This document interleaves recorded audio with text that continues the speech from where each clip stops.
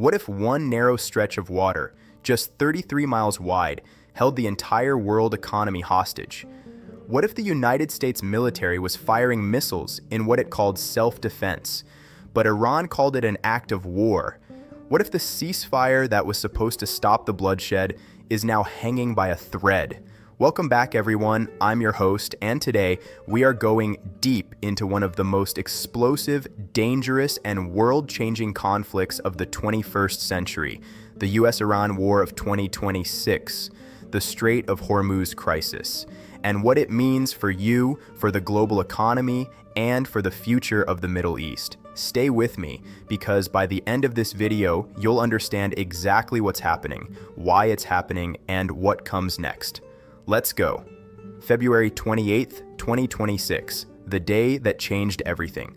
To understand today's crisis, we need to go back to February 28th, 2026, a date that history will never forget.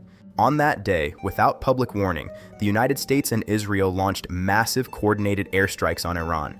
These were not small strikes. These were some of the most powerful air operations the world had seen in decades. The targets? Iranian military bases, nuclear infrastructure, government buildings, command centers, and in one of the most stunning moments in modern history, Iran's supreme leader, Ali Khamenei, was assassinated. The man who had ruled Iran with an iron fist for over 30 years, gone in a single night. The world woke up the next morning in shock. Iran strikes back. The Strait of Hormuz closes. Iran's response was fast, furious, and devastating. Within hours, the Islamic Revolutionary Guard Corps, the IRGC, issued a chilling announcement. They were closing the Strait of Hormuz completely to all foreign shipping. Now, for those who don't know, the Strait of Hormuz is the most important waterway on Earth for oil. Every single day, roughly 20 million barrels of oil pass through that narrow channel. That's about 20% of the entire world's oil supply. Gone. Overnight. Shipping companies panicked. Oil prices exploded. Airlines began rerouting flights. The global economy started shaking. Iran's message was clear. If you bomb us, the world pays the price. The missile attacks. Iran didn't stop there. Iranian missiles and drone strikes targeted US embassies across the Middle East. They targeted oil infrastructure. They targeted military installations. They hit the UAE for the first time since the ceasefire. They even fired on South Korean cargo ships. The region was on fire. Iran's Revolutionary Guard issued a statement that sent chills around the world.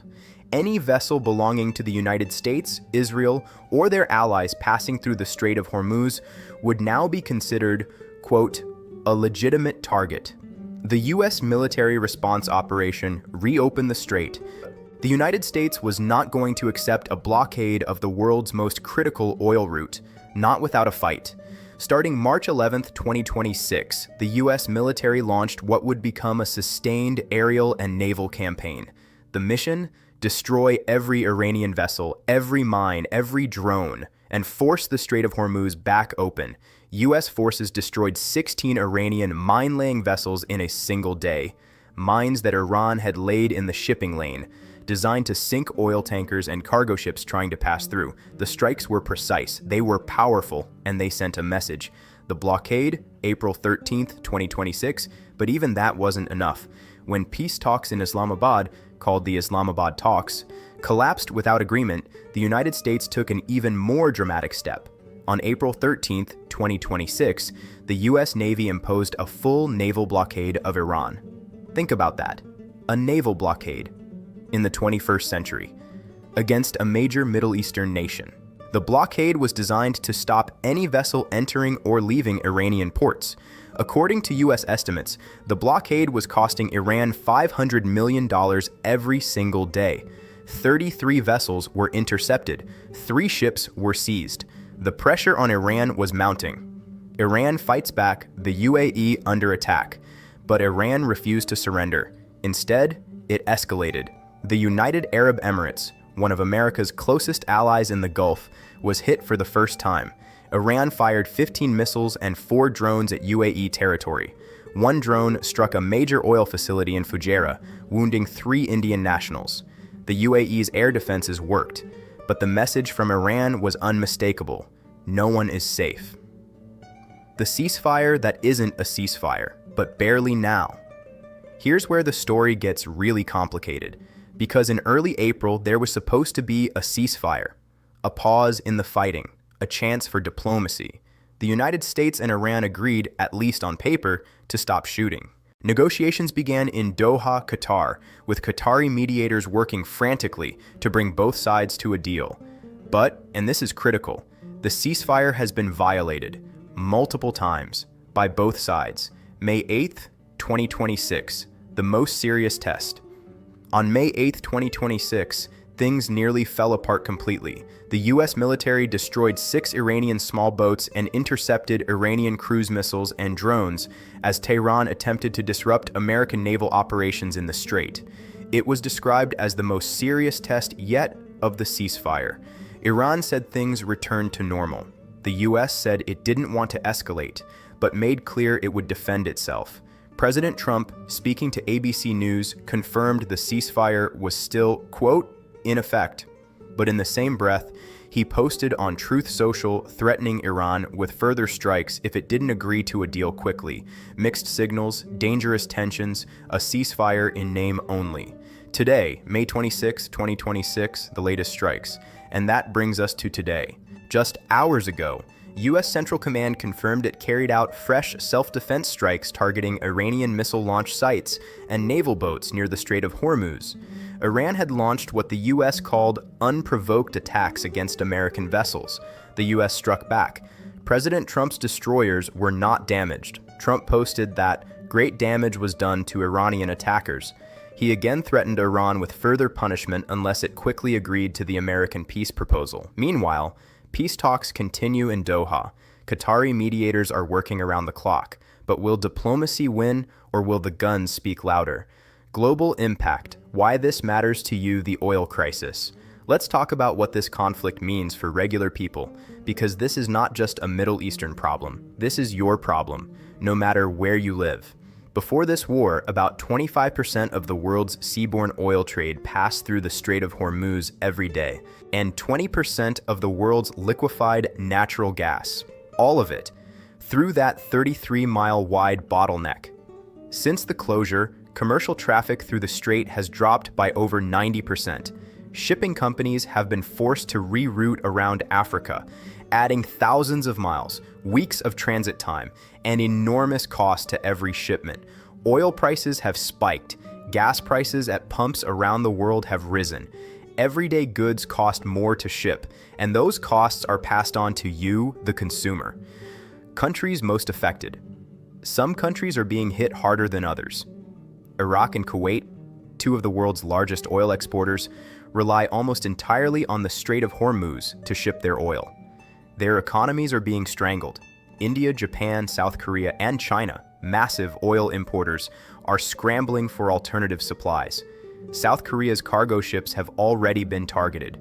Europe is facing energy uncertainty once again, just as it was recovering from the Russia-Ukraine war's energy shocks. The global shipping crisis. It's not just oil. The Strait of Hormuz and the Red Sea together carry an enormous portion of global trade. With both routes now dangerous or disrupted, global supply chains are under massive strain. Companies that depend on goods from Asia to reach Europe or America quickly, their costs have exploded, their delivery times have stretched, their profits have shrunk.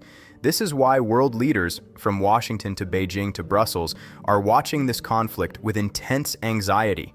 Because if it escalates further, the economic consequences could be catastrophic. What happens next? 3 possible scenarios. Scenario 1, peace deal in Doha. The best case, Qatari mediators broker a deal between the US and Iran. The naval blockade is lifted, the strait reopens, oil flows again, the world breathes. But, and this is the problem, there are massive obstacles. Iran wants guarantees that the US won't attack again. The US wants Iran to give up its nuclear ambitions. Both sides have conditions. The other finds almost impossible to accept. A deal is possible, but it won't be easy. Scenario 2, the frozen conflict. Ceasefire that holds but doesn't resolve. The second scenario is what many analysts call a frozen conflict.